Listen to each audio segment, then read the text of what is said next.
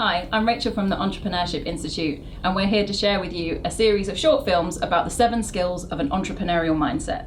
In this video, we're going to be talking about the skill to compel, and I have with me the head of careers, Kate Daubney, and Sandy Idigbe. Thanks, Rachel, and welcome to Sandy. Thank you. So, this is one of your key skills. Tell us all about the entrepreneurial skill to compel. So, to compel, in an entrepreneurial context, is always thought about with visions of like Dragon's Den, of like an entrepreneur standing on a stage pitching to investors. But actually that skill is far more about the person and about their leadership style and their ability to bring other people on board with their vision. So it can include presentation skills, but it's also about having a story to tell that other people are really going to connect with and want to be a part of. So it's about talking to them in a way that's going to change their mind and their behaviour as a result of the story that you're telling them. How do you see that relating to King's students and alumni? So I think one of the things that students come across all the time, and particularly when talking to employers, is the idea that they need good communication skills. But communication is one word that represents about 50 or 60 different skills. So it's about building rapport, building relationships, persuading, negotiating, influencing, all the things that you're talking about that are about taking a relationship forward. I think also students are experiencing this all the time when they are working in their academic studies and all the other extracurricular things that they do at King's, but also part of that is an awareness of yourself. So having that level of self-awareness is critical to employers, but I think in terms of having an awareness of your progress through your own project, that becomes actually really critical. I think also there's something about being emotionally intelligent, and that's something that we know is something much more on students' radars these days. Sandy, could you tell us a little bit about your background and how you've used the skill to compel in your career?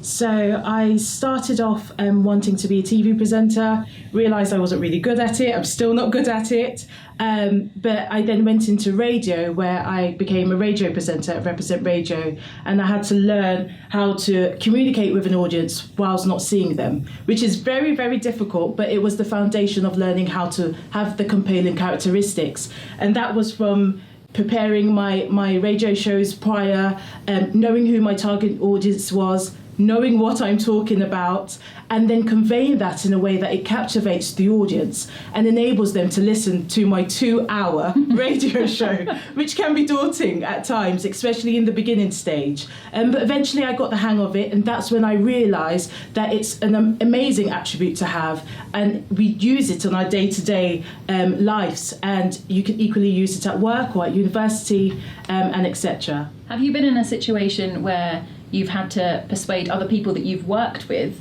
and how did that play out? Yes. So starting off, I worked as a project manager at City Hall in the education department. I had no project management experience. It was very daunting. I was managing a team of 10. I was the only female of my age range in an ethnic minority group, and I had no skill set for project management. So majority of the time in the beginning stages, it was quite daunting.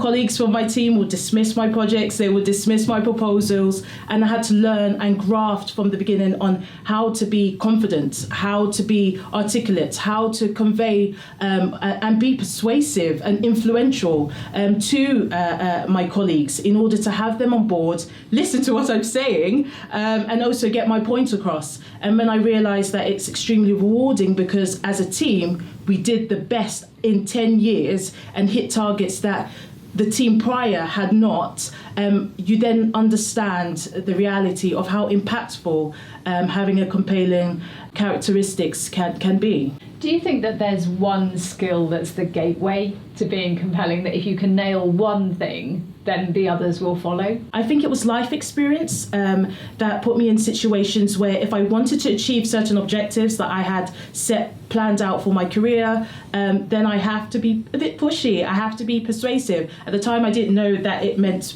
having a compelling attitude, but it's characteristics, I guess it's there's many characters that make up, like you just said, having a compelling attitude. It sounds like self-belief was quite critical there. Absolutely. I think I think the journey of having a compelling character is really about knowing yourself. It's a journey of knowing yourself and how you communicate with others, which was quite challenging in the beginning, but over time through life experience and different situations and scenarios, I think I've just about got the grasp of it, would you say? I think So you're now running a social enterprise and employing people. That's correct. Is the skill of compelling something that you look for now when you're hiring? Absolutely, right, even from interview stage. It's extremely important that we have candidates that have amazing CVs come in for an interview and not able to show their character or be persuasive enough in order for us to say, yes, we want to take you for the job.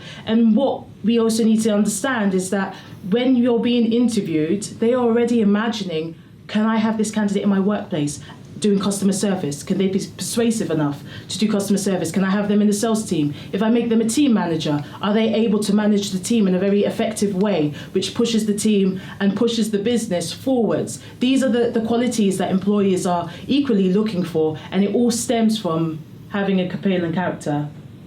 Okay, so when we're thinking about the skill to compel, and if a student or an alumni really wanted to develop their skill of compelling, how would you say they should go about doing that?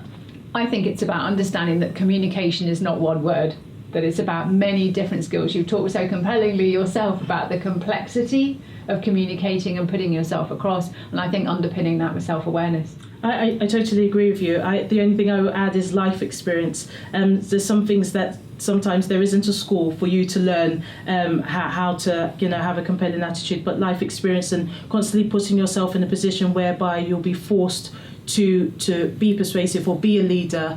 I think that's also the best way to learn hands-on. I think from my perspective, I work with entrepreneurs day in, day out, and at the Entrepreneurship Institute, we often have pitch evenings that you can come and watch if you would like to come and see some of our entrepreneurs flex their compel skills. So make sure you check out those. So thank you for tuning in for our video about Compel as part of our 7 Skills series. If you want to continue the discussion and connect with us, you can find us at the King's Entrepreneurship Institute and King's Careers and Employability.